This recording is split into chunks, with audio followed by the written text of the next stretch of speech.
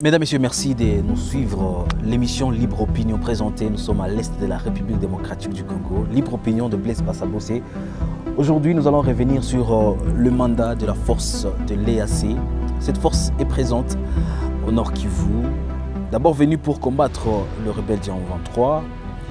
Aujourd'hui, ce sont des couches de population qui se prononcent par rapport à ça. Nous allons devoir écouter les politiques. Que pensent les politiques par rapport à leur mandat? Nous allons comprendre cette situation. Est-ce qu'il faut-il encore rester dans cette communauté africaine de l'Est EAC? Nous allons recevoir aujourd'hui Johnson Boutaragaza, président de LGD, le parti Augustin Matata Ponyo, l'ancien ministre congolais. On a l'impression que même le gouvernement ne sait pas ce que l'EAC fait. Les Congolais que nous sommes ne savent pas ce que l'EAC fait.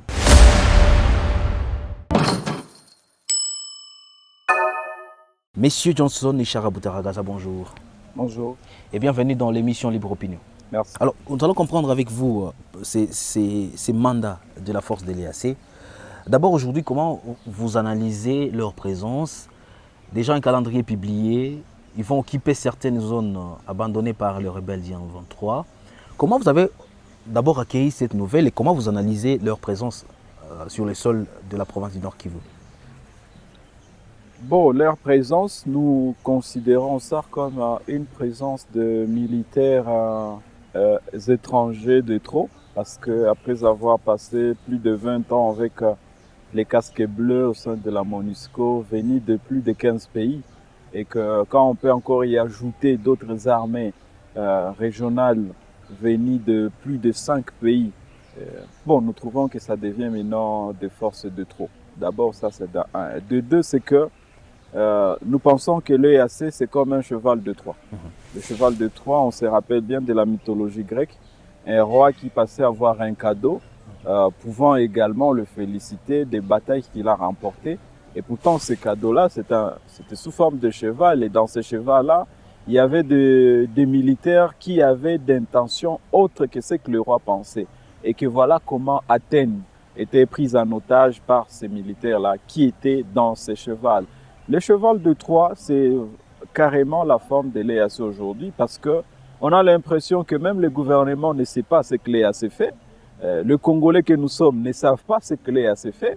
Et à l'occurrence, nos FARDC semblent ne pas savoir ce que cette force régionale fait. Alors, qui le sait? La bonne réponse est que il semble que même l'EAC elle-même, le militaire, ne savent pas ce qu'ils sont censés faire. Et comme exemple, vous vous rappellerez que il y a pas longtemps, le gouvernement congolais avait géré Mordikis et tapé sur sa table disant dans cette force de l'EAC, ils n'accepteront jamais qu'il y ait de militaires rwandais à son sein. Après, un communiqué a surgi pour dire qu'il y a des officiers rwandais qui sont retirés. Oui, voilà. Ce n'est pas que c'était sur base d'un communiqué. C'est qu'ils se sont rendus compte que la première déclaration qu'ils ont faite, avouant au peuple congolais qu'ils n'accepteront jamais que les officiers rwandais intègrent ou fassent partie de l'EAC, mais pratiquement sur terrain, le militaire rwandais était là. Je vous signale que il y avait un colonel Foul qui était le second de notre général chargé des renseignements. Vous vous imaginez ce que ça veut dire? Donc, chargé des renseignements et son adjoint, c'est un Rwandais. Il y avait notre colonel, un lieutenant-colonel rwandais, mais qui était attaché au service de la logistique de l'EAC. Vous vous rendez compte à quel niveau, au même moment que le gouvernement nous a dit il n'y aura jamais de militaires rwandais, mais de l'autre côté, ils sont là. Et ils sont bien placés pour savoir ce qui s'y prépare. Voilà pourquoi le gouvernement, tirant toutes les conséquences de ces ridicules semblants, il devrait maintenant dire ils doivent partir. Mais ils ont oublié justement qu'ils avaient déjà dit qu'ils n'accepteront pas. Alors comment on va demander aux gens de partir que vous n'avez jamais accepté d'être là? Donc vous voyez, ça ressemble maintenant à un fourre-tout et ça attire l'incompréhension totale. La conscience collective, elle est perdue par rapport aux attentes et ce qui est en train de se faire sur le terrain. L'architecture elle-même, comment le budget même de l'EAC a été voté ici à Goma. Donc, élaboré à Goma et voté à Goma. Je ne sais pas si vous y croyez, un calendrier d'occupation de certaines zones jadis occupées par les 23 publié comment vous avez vu ce calendrier, bien qu'aucune communication officielle n'ait fuite jusque-là par rapport à ces calendriers? La vérité, c'est que ce calendrier, c'est encore une preuve de plus qu'on est en train de se moquer du Congo. Et on devrait apprendre à être sérieux, même dans les petites choses, tu vois. Est-ce qu'on peut dire à ce niveau que le pays est déjà balkanisé? Parce que... Non, moi je ne parlerai pas de la balkanisation, parce que tu vois l'aspect la balkanisation, c'est aussi une forme de manipulation de masse que les acteurs politiques congolais, dans leur faiblesse de gouvernance, sont en train d'utiliser pour nous distraire, pour qu'eux ne fassent pas ce qu'ils sont censés faire. La Constitution est claire là-dessus. Si l'intégrité du territoire est menacée, on dit clairement ce que l'armée doit faire. On dit clairement ce que le chef de l'État doit faire. On dit clairement ce que le Parlement doit faire. Mais pourquoi ils ne le font pas? Ils ne vont pas nous amener chaque fois dans les terminologies balkanisation, mais on ne peut pas balkaniser le pays dans un regard impuissant de ceux qui sont en train de diriger. Normalement, c'est à eux. Parce que si cette forme de balkanisation finit par marcher, c'est qu'il y a eu des complices. Et ces complices, on ne doit pas les chercher ailleurs. On doit les chercher dans les institutions de l'État. Et il faut qu'on arrive, nous, en tant que Congolais, à être clairs sur ce genre de questions. Moi, je pense qu'aujourd'hui, l'occupation plutôt de ces armées étrangères sur ce calendrier qui nous a été présenté, c'est vraiment, c'est honteux pour nous. C'est une autre forme d'arnaque et d'une distraction politique. Parce qu'on ne comprend pas. Est-ce que nos forces armées ont dit qu'ils ne sont pas en mesure de couvrir ces zones? Nous sommes conscients que dans une guerre, c'est vrai, il y a une force d'attaque, il y a également une force d'occupation. La force d'occupation, dans ces cas d'espèce, ce sont nos policiers. Quand les FARDC ont récupéré les entités, nos policiers doivent être là pour imposer l'autorité de l'État. C'est ce qui se passe. Et c'est pourquoi on a établi tous ces services-là, parce que chaque service a son rôle. Alors, il n'est pas question aujourd'hui qu'on nous amène des armées. Je vais vous dire, il y a des armées qui, des fois, ça peut nous faire rire et nous faire pleurer au même moment. Quand on nous amène, par exemple, les sites soudanais, on vient de vous dire qu'ils viennent de faire 6 mois de formation, ce qui vient de la vie civile. Ils ne comprennent rien d'abord de la conjoncture de la République démocratique du Congo. Ça, c'est un. Deuxièmement, c'est un pays militairement, en termes de défense, qui n'a aucune leçon à nous donner. Ils ont accédé à l'indépendance il y a pas plus de 10 ans. Ils ont accédé à l'indépendance en 2010. Et jusqu'aujourd'hui, leur pays est encore déchiré. Ils ont affaire à des sérieux problèmes de sécurité, de près comme de loin, de fond comme de forme. La République démocratique du Congo avait très mal choisi son moment d'intégrer les AC.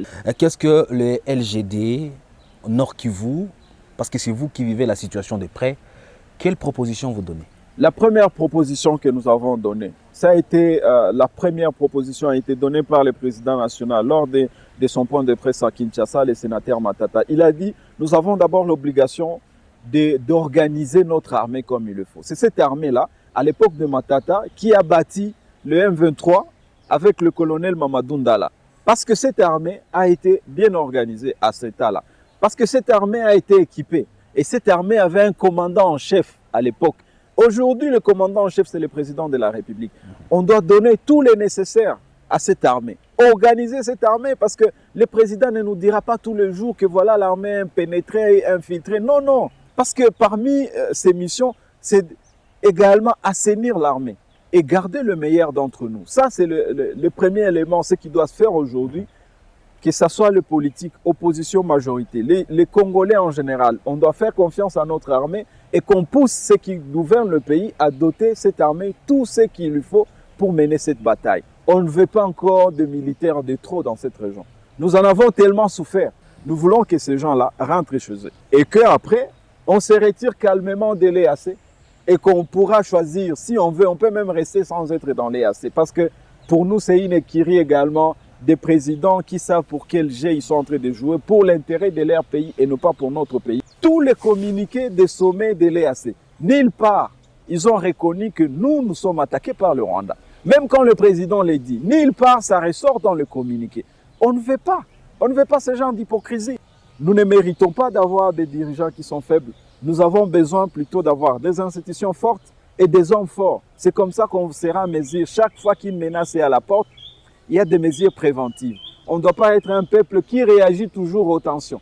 Mais on n'a aucune mesure pour prévenir toutes les tensions qui peuvent nous arriver. Et quand ça nous arrive, on commence à pleurer tous ensemble. Même ceux qui sont censés nous expliquer qu'est-ce qui a poussé à ce que telle situation nous arrive, mais eux-mêmes plaire comme nous. Non, on ne veut pas ces pays-là. Et c'est pourquoi nous pensons que nous devons rester très, très exigeants envers nos institutions et envers les gens qui nous dirigent. Fin de cette émission avec Johnson Ishara Boutaragaza. Un plaisir en tout cas de vous recevoir. Merci d'avoir répondu présent à notre invitation. Un plaisir partagé et je crois également que le Congo va s'élever dans peu de temps. Libre Opinion, l'émission de Blaise Bassabos sur Kivu Morning Post. C'est la fin de ces numéros. Merci à vous de l'avoir suivi. Abonnez-vous à la chaîne pour découvrir d'autres vidéos. On se retrouve très prochainement avec les mêmes plaisirs. Portez-vous bien.